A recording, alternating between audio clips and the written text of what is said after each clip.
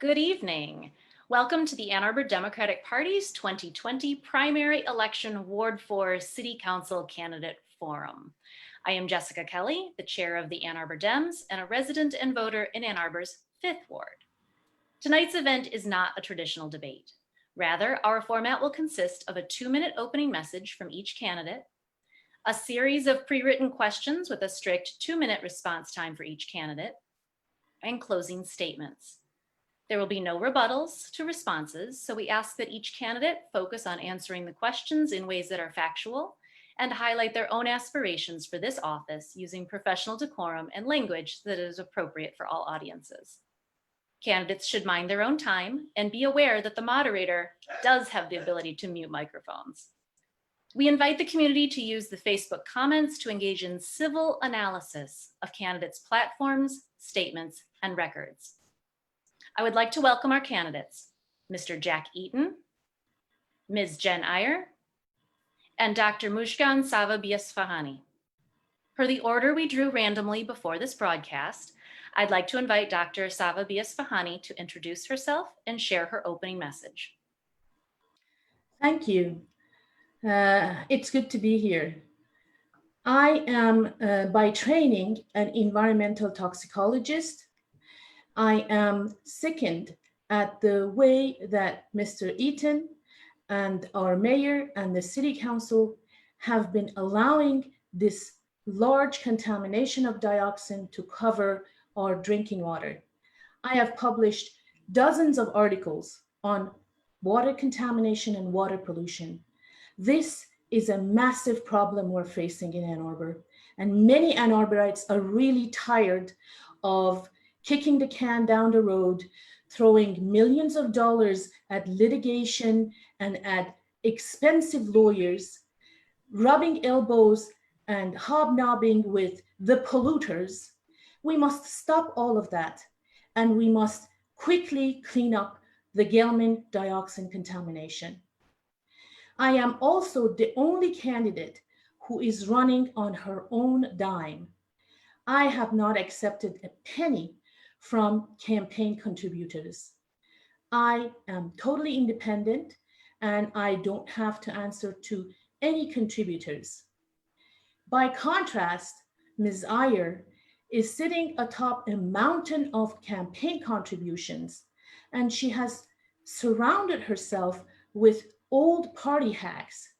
These are the people who have brought us to this condition where the rent is too expensive, our water is polluted, and we don't even pay our workers $15 minimum wage. This is a ditch. We must work to get ourselves out of this ditch. Surrounding yourself with old party hacks is telling the public that you, Ms. Iyer, are standing for business as usual. Ann Arbor does not need business as usual. We need leaders, real progressive leaders who can take us out of this ditch. Thank you. Thank you. Ms. Iyer. Thank you, and thank you, Ann Arbor Dems, for hosting this very well-run forum. I chose Ann Arbor to raise my family because we're a progressive community. We're a community that cares about diversity, we care about the environment, we care about taking care of the most vulnerable among us. Those are core Ann Arbor values, and they're my values as well. But since I moved to Ann Arbor 20 years ago, we've been through a lot of changes. And right now, I feel that Ann Arbor is at a crossroads. People are being priced out and left behind. The pandemic is hurting our local businesses and our city budget, by the way. We need new leaders who will take bold, creative action to lead us forward. In times like these, the status quo isn't going to be good enough. You know, I grew up in a working family. I was the daughter of an IBEW electrician and a registered nurse. My parents were and still are politically minded, and they raised me to understand how public policies really affected our family and the middle class in general. I've always been drawn to public service. It's why I went into journalism and stayed there for 20 years. It's why I served as Dickin PTO president and Glacier Way president, Girl Scouts troop leader, and many other service roles throughout the community in the past 20 years. Currently, I work as a Democratic communications leader, fighting for progressive changes at the state level.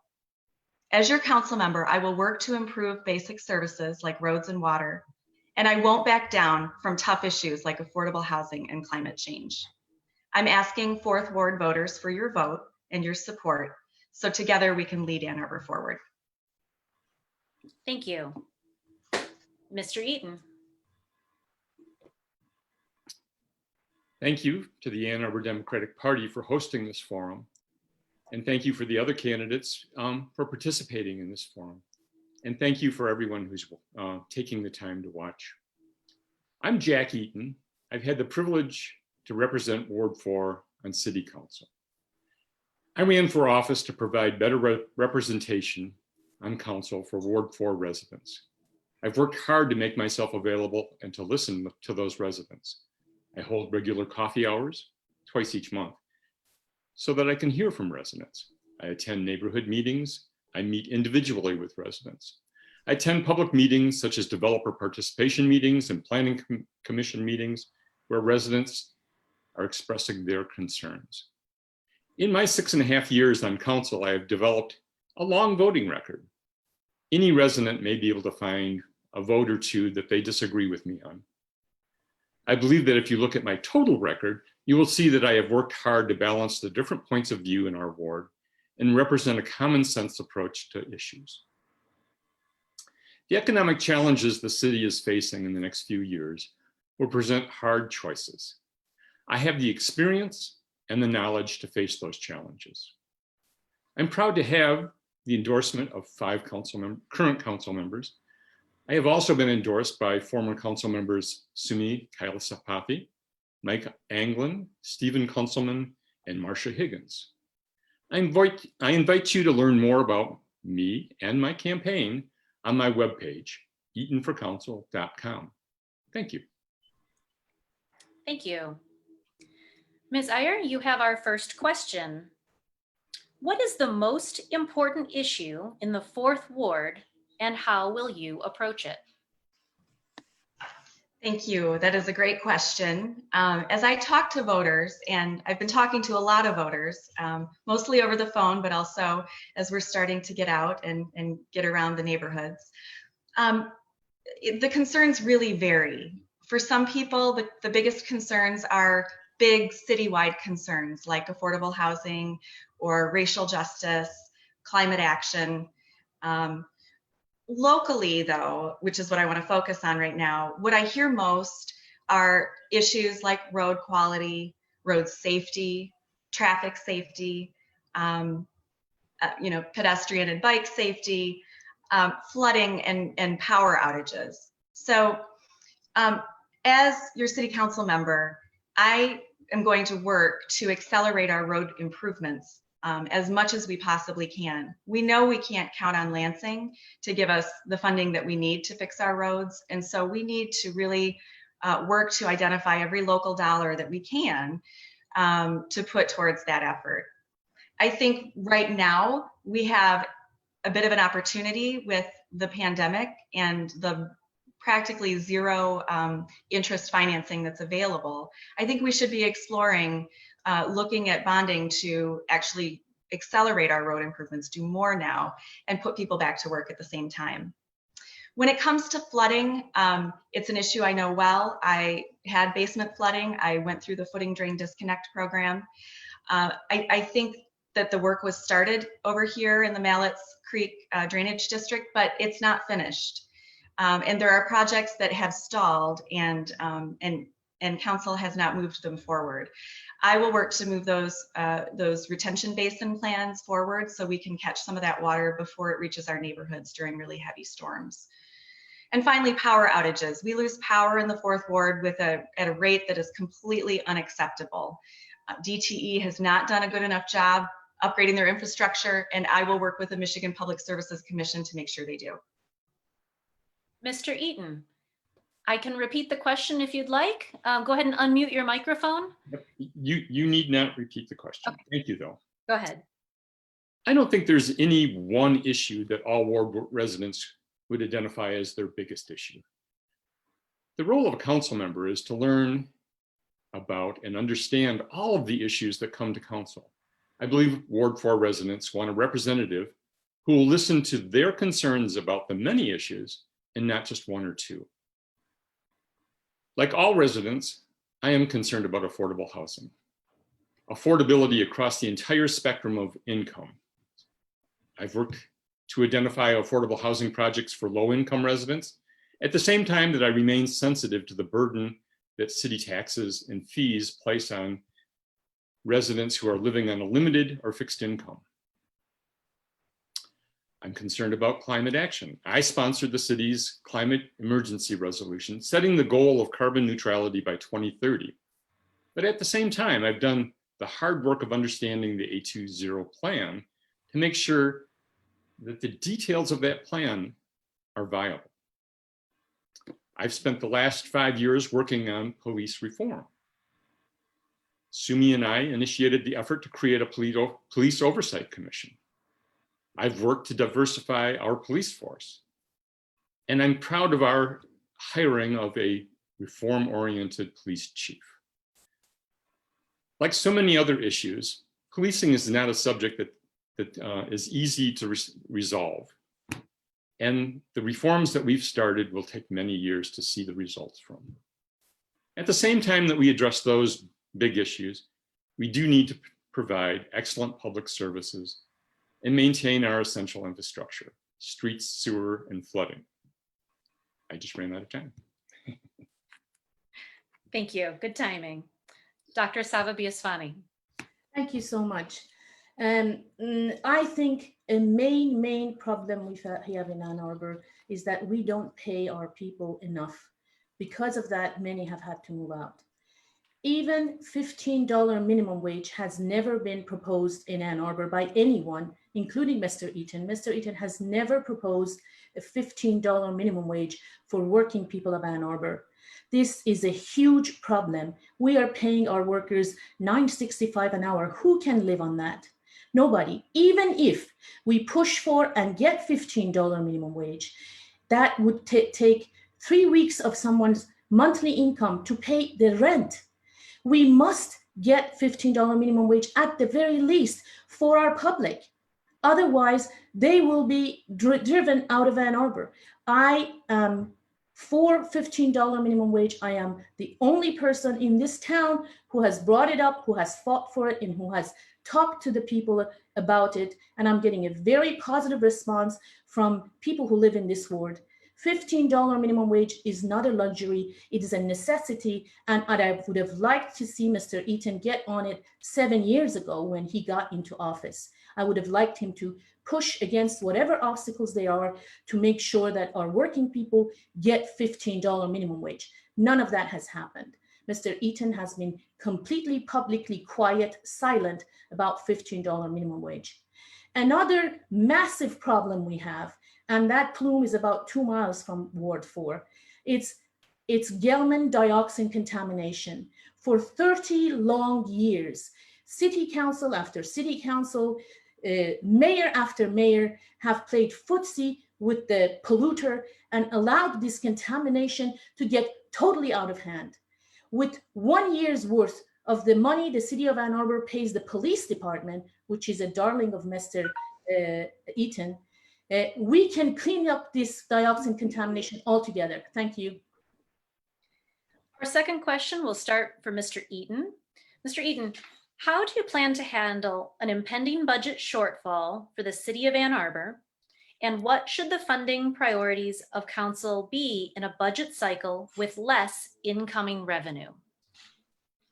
Thank you. The recession will impact the city budget for the next few years. There's no magical solution. The state budget is facing multi-billion-dollar shortfalls this year and next. The federal government may provide some economic stimulus funding, but that funding won't be enough to cover our shortfalls. We cannot expect someone else to rescue the city from our plight. One of my challengers has suggested a variety of new taxes she would support.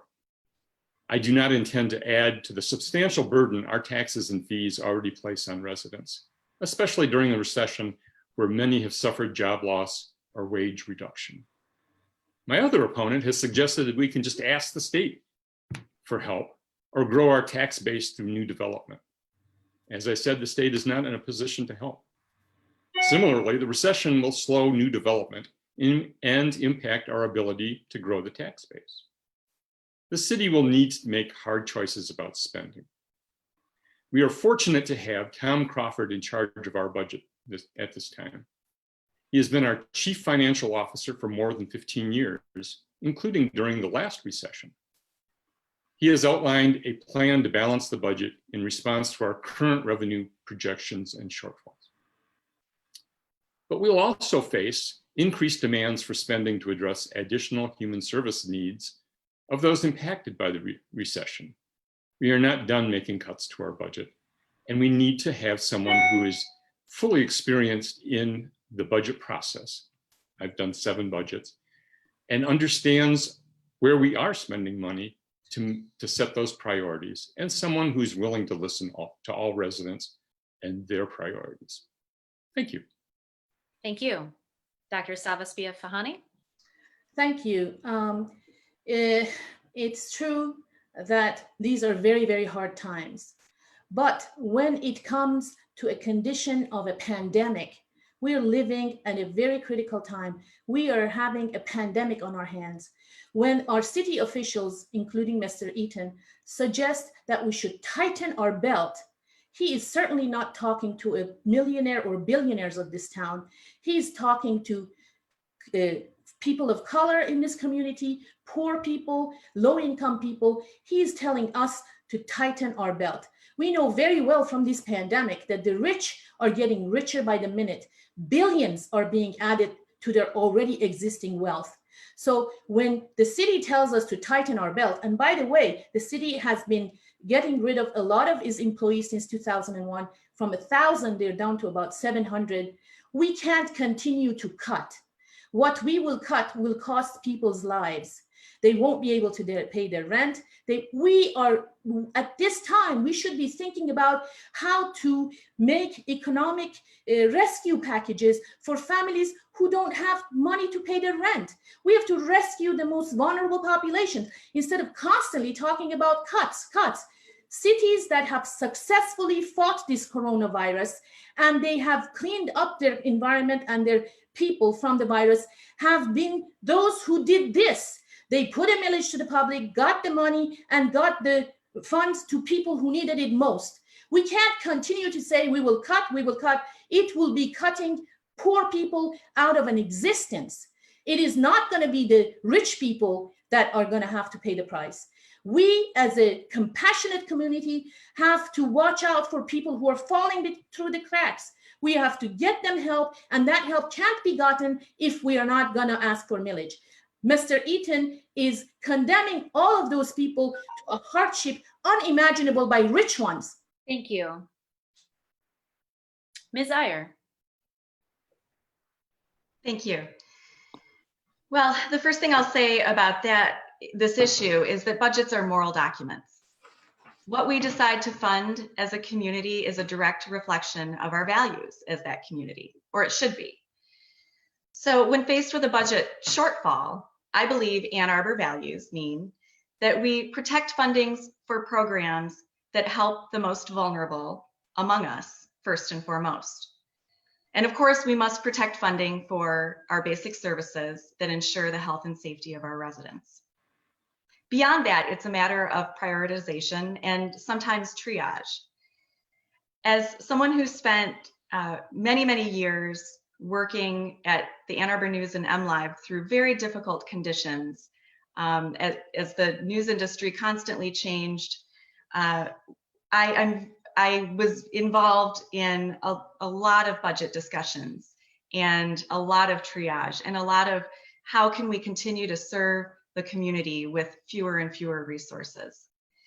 As Washtenaw County Commissioner, I also went through budget discussions in which we had very difficult decisions to make.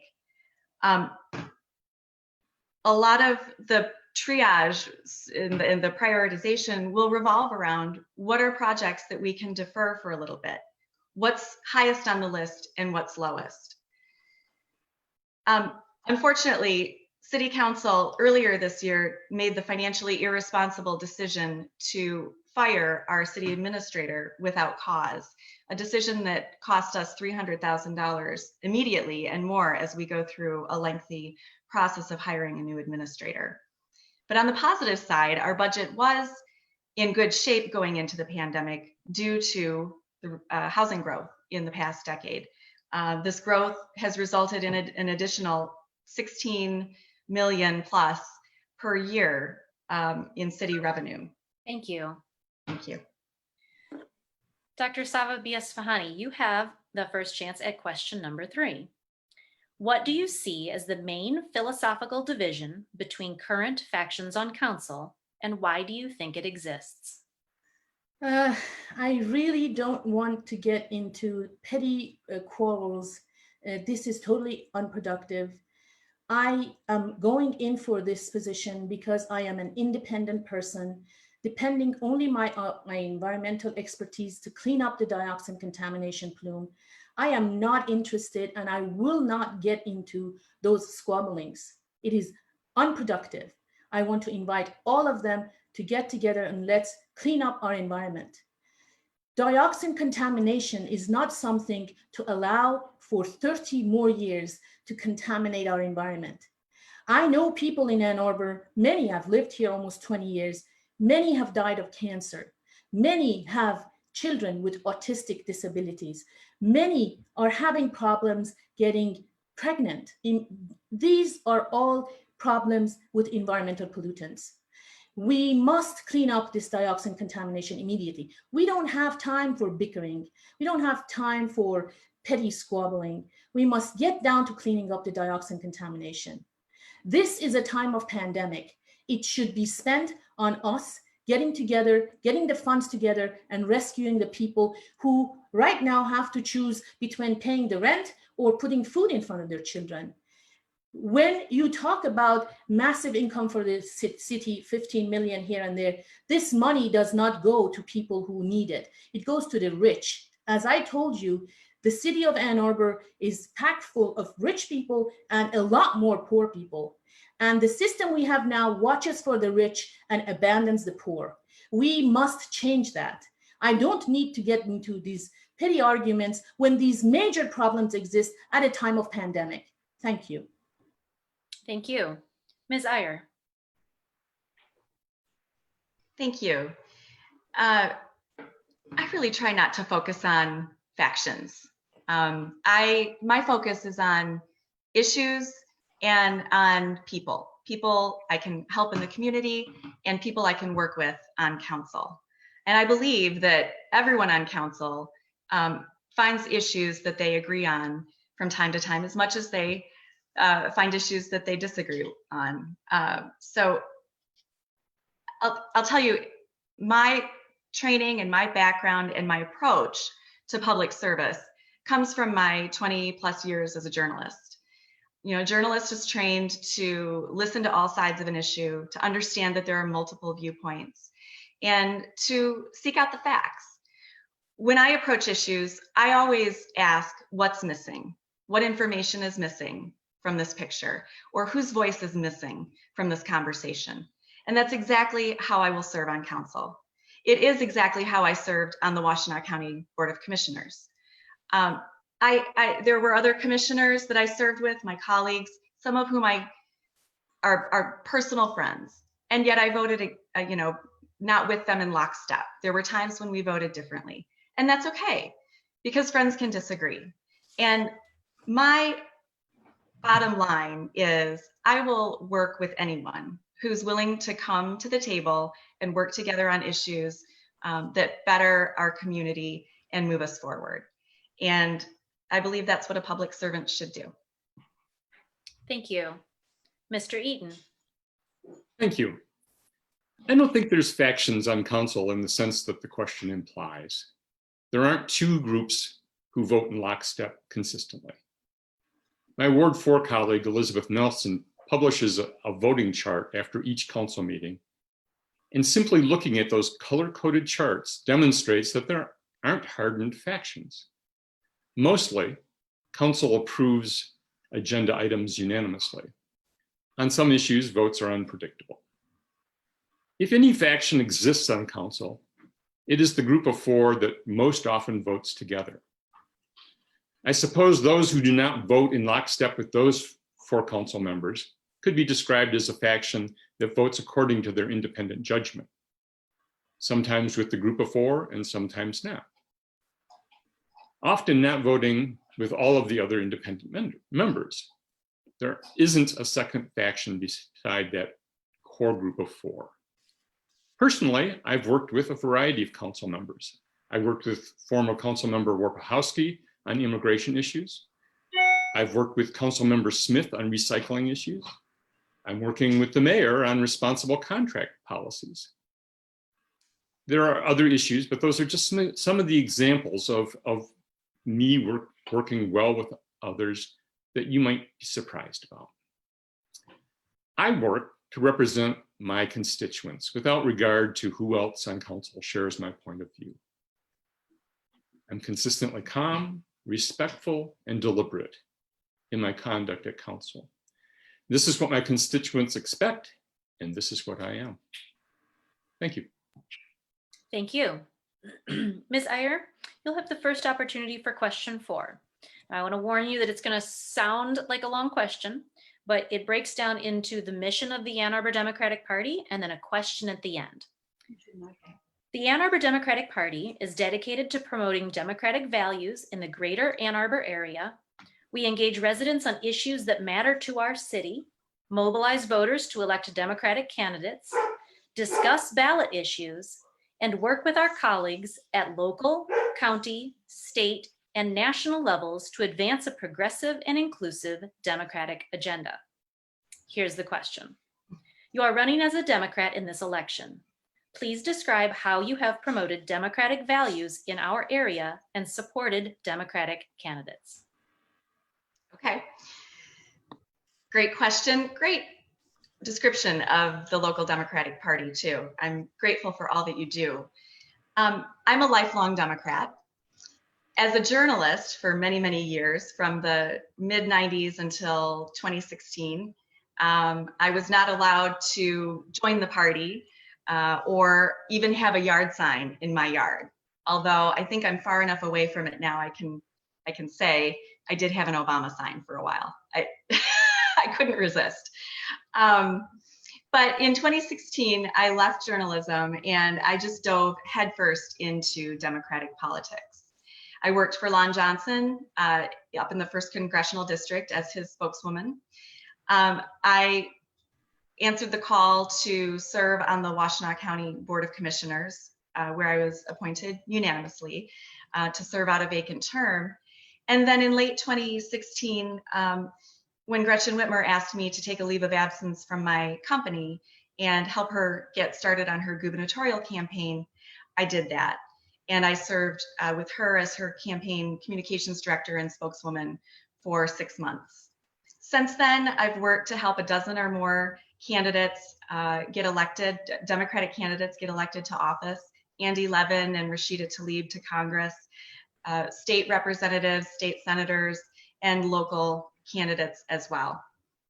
I've also worked to pass progressive policy. I was part of the core group of people who got our mental health and public safety millage passed countywide. And I advocate as a communications professional on a daily basis for unions, specifically IBEW, Local 252 and 665, and their partners at the National Electrical Contractors Association. Thank you. Mr. Eaton, would you like me to repeat? I'm sorry. Would you like me to repeat the entire mission statement, or are you good on the question? No, I just need to start my timer. Just 1 second. Sure thing. Thank you. I'm a lifelong Democrat. I've voted for Democrats since I cast my first ballot for George McGovern many years ago, and more recently for Barack Obama and Hillary Clinton. This year I supported Elizabeth Warren initially, but I will work hard to support the party nominee, Joe Biden. Locally, I've been active in the Ann Arbor Democratic Party for years and the County Democratic Party. With my friend Ann Bannister, I work to hold accountable the former chair of the Ann Arbor Democrats for financial irregularities. That, of course, did not endear me to local party insiders. I regularly attend state Democratic Party conventions and meetings. I was there to support Dana Nessel's surprise nomination. And I'm particularly proud of the fact that she was able to muster a grassroots effort to win that nomination. One of my opponents worked on the staff of her opponent in that race. My agenda is the Democratic Party agenda: labor, environment, transparency, accountability. I've worked on police reform, immigration issues, Medicare for all, and the climate emergency. For me, being a progressive means using the authority of government to mitigate the impact of wealth and power on those who have little wealth or power. It means not serving the whims of the wealthy and powerful, because they'll do all right without governmental assistance. On the other hand, I don't believe that being beholden to wealthy developers is a democratic value. And I know that that's one of the issues that splits the council. But I'm not a corporate Democrat, and I will maintain that position. Thank you. Dr. Sava Biasfahani. Thank you very much. I think that my life story will inspire the young people who are right now protesting on the streets of America. So I will tell you a little bit about my life story. When I arrived in America in early 80s, I had come here to go to school. I arrived in a New York City that was throbbing with protests. There were protests against police brutality. There were protests against apartheid state of South Africa. And coming from a revolutionary Iran, I found myself right at home. I must have been to every protest against police brutality in those days. I organized protests against the apartheid state of South Africa at my campus, Washington Place. And I felt really empowered when the apartheid state of South Africa was overthrown. I felt that I had something to do with that. That was a great empowering feeling. I have stood against racism right here in Ann Arbor. I have protested at in Ann Arbor City Council. I've protested in Ypsilanti City Council against the racist Stand Your Ground law. None of my opponents were in any of those protests. I have protested against the treatment of Palestinian people by the Zionist state of Israel, racist state of Israel. I have protested it for a long time, and I will continue to protest until Palestinian people are regarded as human beings. Unfortunately, Mr. Eaton has made sure that no protection is offered to Palestinian people.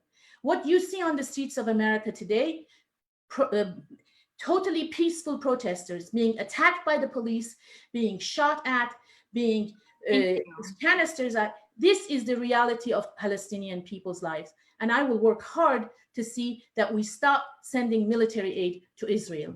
Thank you very much. Question number 5, Mr. Eden, you'll start. What is local government's role in advancing racial justice? See, this is a great question, especially in this particular time frame. I believe that every resident needs to look at themselves and ask the hard questions about race. But this is true about council too. The council is composed of 10 white members and 1 non-white member.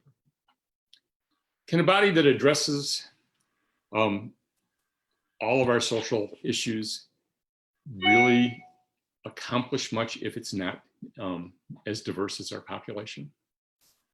I'm proud to have supported and tried to recruit non-white candidates to run for council. This includes Sumi Kalasapathy, Leon Bryson, and Aliram Lowry. My role in police reform is based in my concerns about racial justice. I know that my interactions with the police is different from that of my friends who are my age and middle class, but Black. I want everyone to have that same great experience interacting with our police and all of city staff that I enjoy. I work to participate in activities and events where I engage with non-white residents. For example, I attend the annual NAACP fundraising dinner. I attend the annual Juneteenth celebration at Wheeler Park. And I enjoy the African American Festival downtown every year. I also frequently attend political gatherings at the Arrowwood Cooperative because the diversity of residents there is an important guide to listening to all residents. It is important to me to seek out these opportunities to engage with non-whites because that's part of the obligation of representing the whole city. Thank you. Thank you. Dr. Sava Biasfahani.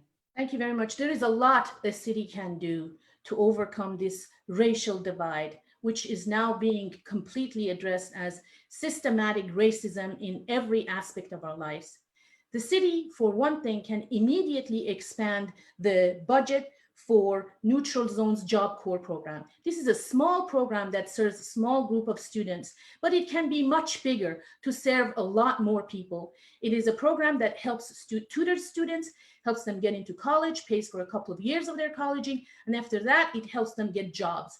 That has to be expanded. We don't need to spend 30 million on our policing and 5 million on the entire budget of of community development. We need to reverse that. The city can do more. They can get with the University of Michigan and make sure we have a higher Black enrollment.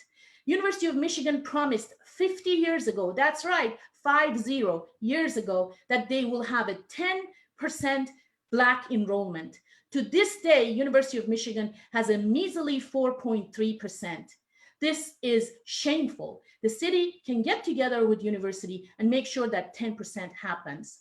The city can do a hell of a lot more. They can make public housing available for every year of the budget for the cops in this town. We can make 600 units of public housing, making available to people who need it. And that way, people of color, Black people don't have to be shoved out of the city. They can stay in the city and they can enjoy the education, the lifestyle, the health, and all of that. The city can do a hell of a lot. And those are very few things that I've come up with for this question. Thank you so much. Thank you. Ms. Iyer. Thank you. Local government has a very big role to play in promoting racial justice. Local government historically has played a role in creating racial injustice and now must take steps to remedy that. Ann Arbor over the years has taken many steps, but we have so much more work to do. I said earlier, diversity is in our city's mission statement, and it's a core Ann Arbor value. I believe we have to pursue diversity in every aspect of what we do. That means in housing, making sure that we reduce racial segregation in our city. In transportation, ensuring that the systems are equitable for everyone. In the environment, making sure no neighborhoods are burdened with pollution and blight. And that everyone has access to green spaces in their neighborhood. And in the justice system, and in representation on our boards and commissions and throughout city staff and the police force. When it comes specifically to the justice system, this is an issue I've worked on for several years. My first client when I moved into public relations and communication was the ACLU of Michigan. I helped them create and launch their Smart Justice campaign, which is a series of calls and advocacy efforts for prosecutorial reform, police and jail reform, and sentencing reform. I am outraged by the things that are happening across our nation. And I was grateful to take part this week and last week in several marches to harness that outrage and call for change. My heart goes out to the parents of Black children who suffer extra worry when their kids leave the home.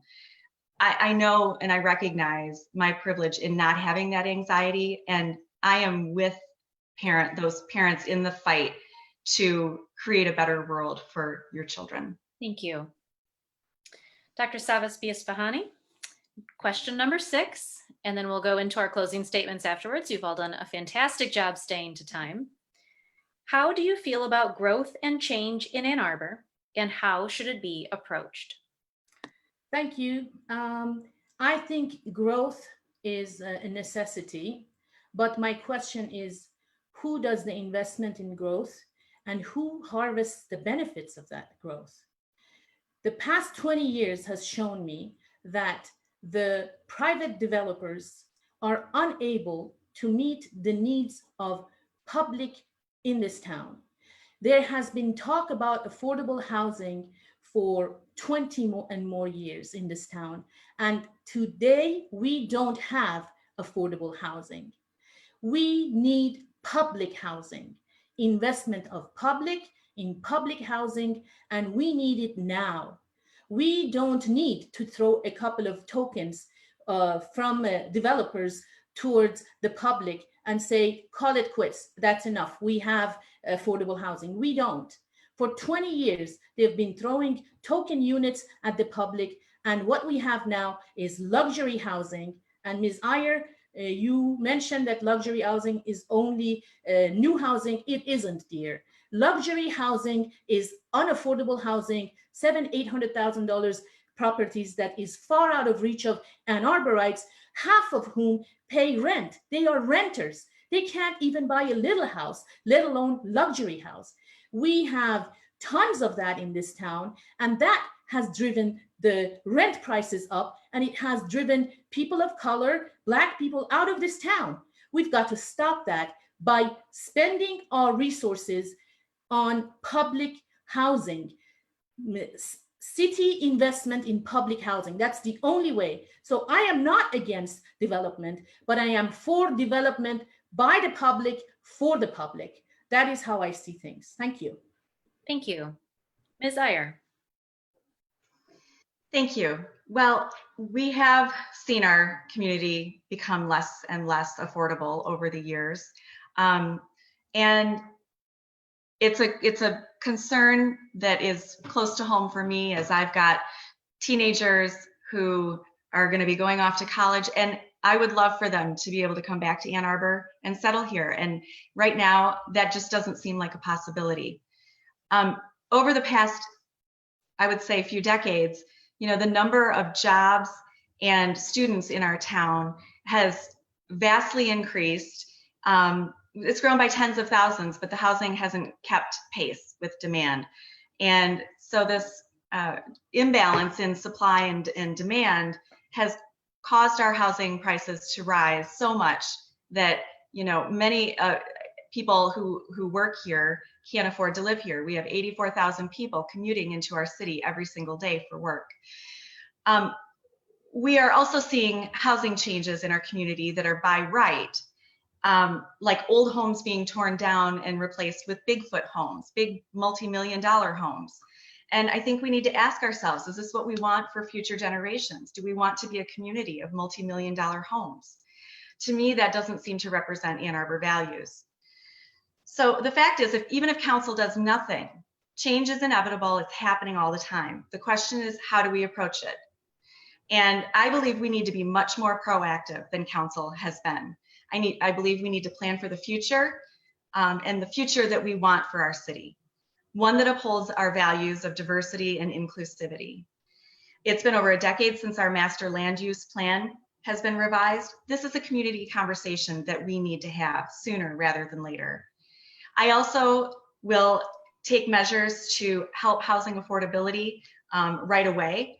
I will work to set aside a portion of taxes from new developments for the Affordable Housing Fund, move forward on the city's affordable housing sites, and look for options for seniors on fixed incomes who are having trouble paying their taxes. Thank you. Mr. Eaton. Check your microphone, sir. Thank you. Thank you so much. The population of Ann Arbor has grown 1 or 2% each year for the last few decades. In spite of that rather low, consistent rate of growth, the city goes through periods of economic boom and bust. During the recession starting in 2008, development in the city experienced a significant pause. We are likely to see another development pause with this recession. We should take this as an opportunity to develop a vision of what we want our city to be 10 to 20 years from now. There have been suggestions that the city should eliminate single-family zoning. One of my opponents has come out and said that she supports eliminating single-family zoning. The other has implied it. What happens when single-family zoning is relaxed or eliminated is that low and middle-income neighborhoods go through development, which causes gentrification, while wealthy neighborhoods remain unaffected. We need to achieve our housing goals without causing economic displacement in the areas of our city that are currently the most affordable. Unrestricted development leads to the demolition of existing structures and construction of new expensive buildings. And this can cause an enormous carbon footprint when you demolish and reconstruct, and have an enormous economic impact. There are areas of town that are likely to go through transformation because of the changing nature of retail and the business workplaces. If those structures are going to be demolished anyways, that's where we need our new development to be centered, not in our single-family neighborhoods. I think that most residents want the same thing: a quiet, safe neighborhood within walking distance of a good school where they can raise a family or enjoy their retirement. The city must be mindful of unintended consequences of changes to zoning and land use regulations. Thank you. On our wonderful neighborhoods. Thank you. Sorry. No problem. That concludes our questions. Again, you all did a great job sticking to our time, which means we have just the right number of minutes for closing statements. We will continue with our order, which means Ms. Iyer, you will present your closing statement first. Check your microphone, Ms. Iyer. Thank you. This has been just such a difficult campaign season. And my hat's off to both of my opponents for continuing to run great campaigns, even amidst everything that we are all dealing with. The shutdown preventing us from getting out and talking to our neighbors face to face, and all the turmoil that we're experiencing in our day-to-day lives has made it difficult, but at the same time, it's strengthened my resolve to fight for the things that I believe represent Ann Arbor values, for a community that is diverse and inclusive, for a city government that is fiscally responsible, and for a sustainable community for generations to come. I'm really proud in my campaign to have been endorsed by many community leaders, including State Senator Jeff Irwin, Mayor Christopher Taylor, Washtenaw County Commissioners Katie Scott and Andy Labar, the Reverend Donnell Weish, who's the board president for the Interfaith Council for Peace and Justice, Derek Miller, who's the executive director of the Community Action Network, Margie Teal, who's a former Ward 4 City Council member, and many others. I believe that when we are all working together, we can lead Ann Arbor forward in a way, again, that is responsible, that's inclusive, that's ethical, and sustainable for generations to come. Thank you. Mr. Eaton, your final remarks. Thank you. I want to thank the party again my opponents, and those watching. The city is facing serious economic challenges. This is not the point in time for on-the-job training. Neither of my challengers have ever been elected to a local office. Neither has served a full term of office in a local position. Neither has served during deliberations on an annual budget. There is simply no magical solution to our budget problems. I have served on council for 6.5 years through 7 budget processes. I understand the budget. I know the basic services and essential infrastructure the city must fund. I will identify the budget items that are not currently urgent or necessary that can be cut, reduced, or delayed, even if those items previously had my support. At the same time, the city must cut the planned spending. We also have to anticipate additional funding demands for those hit hardest by the recession. The total proposed city budget was about $465 million. The general fund portion of that was about $114 million. The city is likely to be $5 million short in the budget year ending June 30th, and will be $10 million short in the next budget year. Addressing these shortfalls will require steady, experienced council members who can weigh the competing interests and provide the best service possible. I ask that you vote for Jack Eaton on or before August 4th so that I can continue to represent the common sense approach that I've demonstrated in the past. Thank you. Thank you. And lastly, Dr. Sava Biasfahani.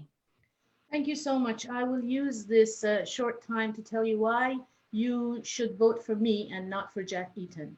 The police is a darling of Mr. Eaton. He has been asking for an expansion of the police force for his entire 7 years at the city council. Ann Arbor has 123,000 population, and we're spending the biggest chunk of our budget on police. The whole of America is screaming, we don't need racist police anywhere. We need to seriously consider 30 million to the police in this town.